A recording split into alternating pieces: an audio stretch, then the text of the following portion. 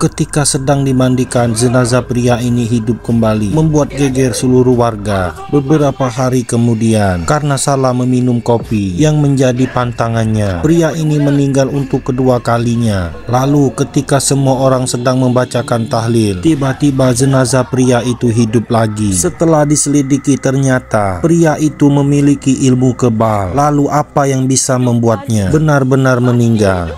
Sebelumnya dikisahkan pria yang bernama Tuaya hidup lagi ketika jenazahnya dimandikan. Semua orang pun berlari kocar-kacir ketakutan, kecuali teman dekatnya Tomat yang masih tetap di sana. Melihat orang-orang berlarian sambil berteriak, anak pria itu bernama Sarah penasaran. Ia pun memeriksa ke tempat pemandian mayat. Sarah melihat ayahnya sudah terduduk dan meminta agar diambilkan pakaian. Setelah itu ayah Sarah benar-benar hidup seperti semula dengan kebiasaan yang selalu meminta air perasan jeruk purut berserta perlengkapan ritualnya yang selalu ia lakukan setiap malam. Keesokan harinya pria itu pergi bekerja seperti biasa. Sepanjang jalan semua orang membicarakan tentang dirinya hingga membuat pria itu menghentikan motornya, kemudian memarahi orang-orang itu. Di tempat bekerja pria ini sangatlah kuat. Ia mampu mengangkat sebatang pohon sendirian, hal yang mustahil dilakukan oleh manusia normal. Suatu malam ketika sedang berlatih bela diri, Sarah tiba-tiba melihat ayahnya dikelilingi oleh api yang sangat besar. Ayahnya berteriak kesakitan, namun Sarah tak bisa melakukan apa-apa untuk menyelamatkan ayahnya itu. Ternyata Sarah hanya bermimpi buruk, tapi anehnya terdapat luka bakar di telapak tangan Sarah dan terasa sangat panas. Keesokan harinya, pria ini mampir ke sebuah warung makan. Ia memesan 2 buah kuning telur bercampur madu dan kopi tanpa gula. Sementara orang-orang di belakangnya terus membicarakan tentang dirinya. Tak lama kemudian pesanannya pun datang. Tapi saat meminum kopi itu, tiba-tiba pria ini mengamuk. Apa yang terjadi?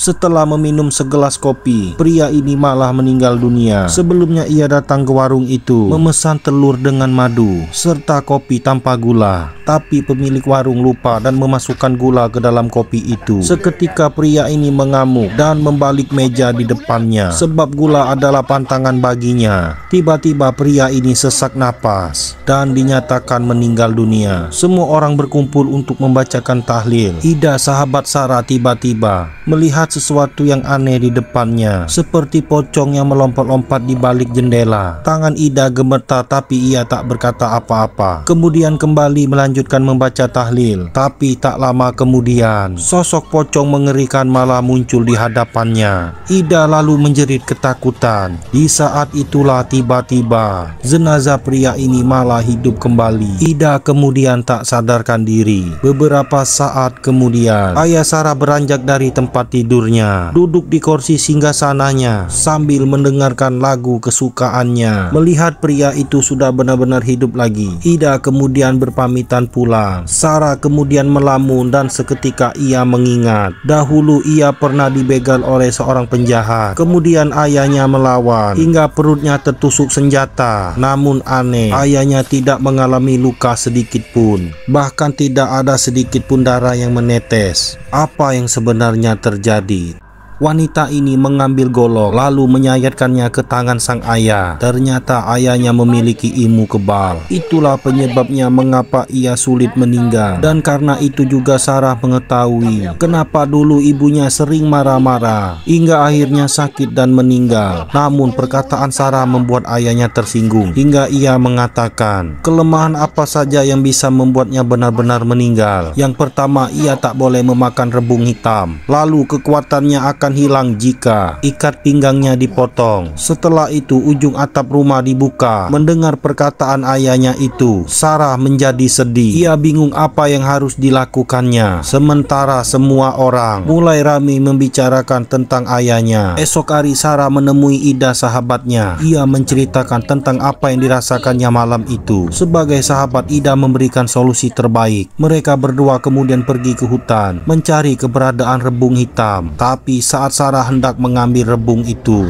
Tiba-tiba ia sakit kepala dan tidak melihat kehadiran Ida. Tiba-tiba saja ia berada di tempat lain. Tampak ayahnya berdiri dan berkata, mengapa anak yang ia sayangi tega ingin membunuh ayahnya sendiri. Tak lama kemudian ayahnya berubah menjadi sangat mengerikan, lalu menyerang Sarah. Sarah memiliki sedikit ilmu bela diri sehingga bisa menangkis serangan dari ayahnya, tapi akhirnya ia tercekik, lalu kemudian kembali ke dunia nyata. Setelah mengalami kejadian aneh itu, Sarah semakin yakin untuk mengambil rebung hitam dan memberikannya kepada ayah. Sepulang dari hutan, Sarah langsung memasak rebung itu. Melihat Sarah sibuk memasak, pria ini merasa bersalah sudah memarahinya siang tadi. Sementara itu Sarah juga terus bersedih karena setelah memakan rebung darinya, mungkin saja ia tak akan bertemu dengan ayahnya lagi. Apa yang akan terjadi selanjutnya? Setelah memakan rebung hitam, laki-laki ini tiba-tiba mengamuk. Setelah itu tubuhnya kejang dan kesakitan. Lalu tubuhnya lemas dan terkulai di lantai. Hingga keesokan paginya, Ida datang ke rumah Sarah untuk melihat keadaannya. Mendengar kedatangan sahabatnya, Sarah kemudian membuka pintu dan menceritakan apa yang terjadi dengan ayahnya setelah memakan rebung itu. Mereka kemudian merebahkan tubuh laki-laki itu di atas kasur. Setelah itu Ida berpamitan untuk minta bantuan kepada warga. Saat menunggu Ida, Sarah kemudian mengambil gunting. Ia hendak menggunting tali yang mengingkar di pinggang ayahnya, tapi gunting itu sama sekali tak mempan, hingga membuat Sarah sangat kesal. Sarah kemudian meminta ayahnya untuk mengikhlaskan semua urusan di dunia. Setelah itu Sarah berdoa, lalu mencoba lagi menggunting tali pinggang ayahnya, dan barulah tali itu berhasil digunting. Tubuh ayahnya seketika kesakitan, namun ia belum mau juga meninggal. Lalu kemudian Tokmat dan tetangga Sarah pun datang. Tokmat kemudian menyuruh seseorang untuk membuka atap rumah. Kemudian ia langsung melihat kondisi temannya. Setelah ujung atap rumah berhasil dibuka, laki-laki itu menghadapi sakaratul maut dan akhirnya ia pun meninggal. Apakah kali ini pria itu benar-benar meninggal?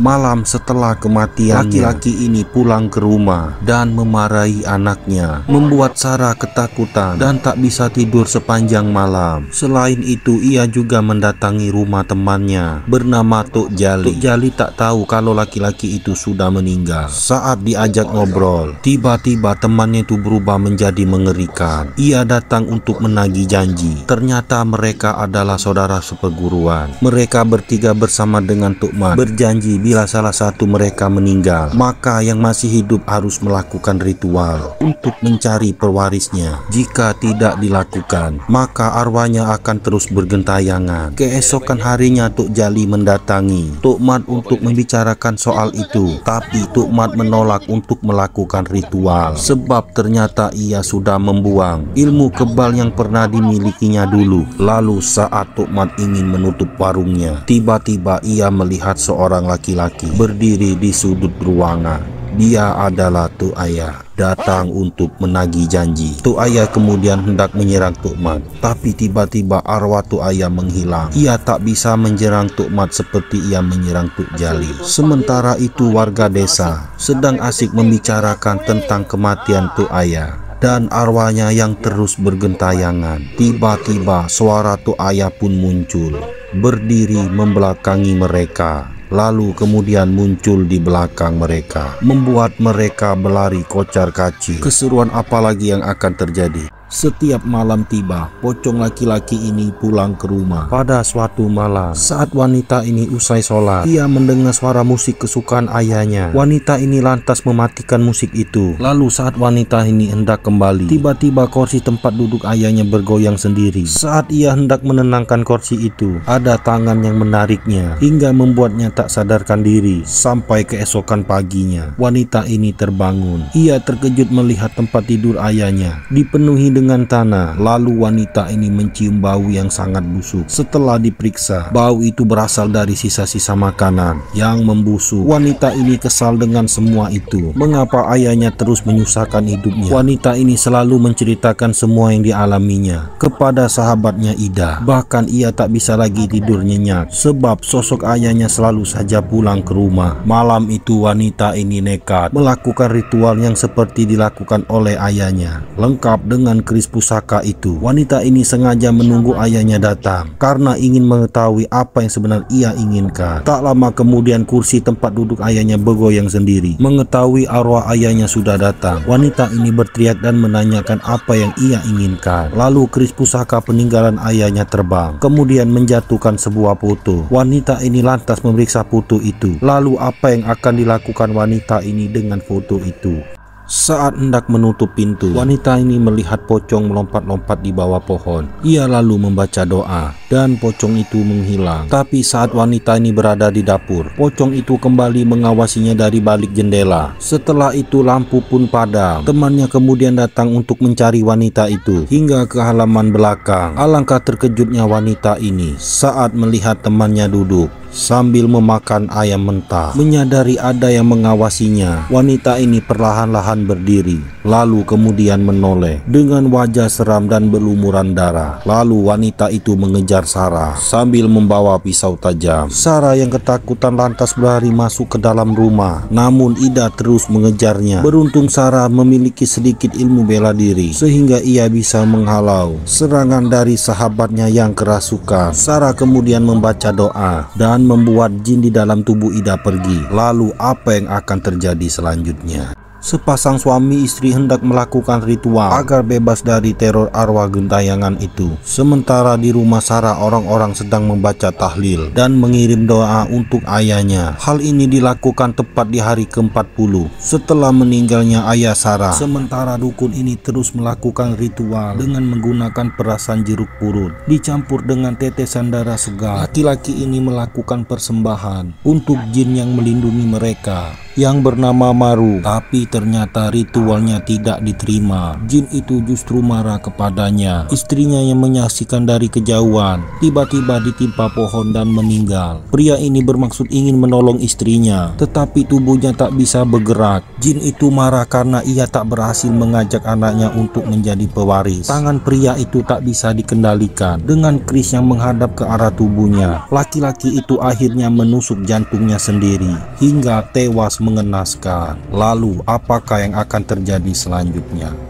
Wanita ini kerasukan ketika di rumahnya sedang membacakan tahlil memperingati 40 hari kematian ayahnya. Tentu saja hal itu membuat orang semua ketakutan. Ida bermaksud ingin menenangkan Sarah, tapi laki-laki ini melarangnya dan menyuruh orang untuk terus membaca tahlil. Laki-laki ini kemudian membaca doa. Dengan begitu seketika ia seperti bertemu dengan sosok ayah Sarah. Mereka kemudian berkelahi. Dalam perkelahian itu, pria ini berhasil mengalahkan ayah Sarah dan meminta kepada jin yang menyerupai tersebut agar melepaskan semua roh-roh yang ditahannya. Bersamaan dengan itu, ia berhasil mengeluarkan jin dari dalam tubuh Sarah. Tak lama kemudian Sarah memuntahkan seperti usus dari dalam perutnya. Setelah semuanya berakhir, barulah Sarah tenang. Keesokan paginya ia berziarah ke makam ayahnya, mendoakan serta mengikhlaskan ayahnya agar tenang di alam sana. Dan semenjak itu juga sosoknya menyerupai ayah Sarah tak lagi pulang ke rumah. Film pun selesai. Saksikan film seru lainnya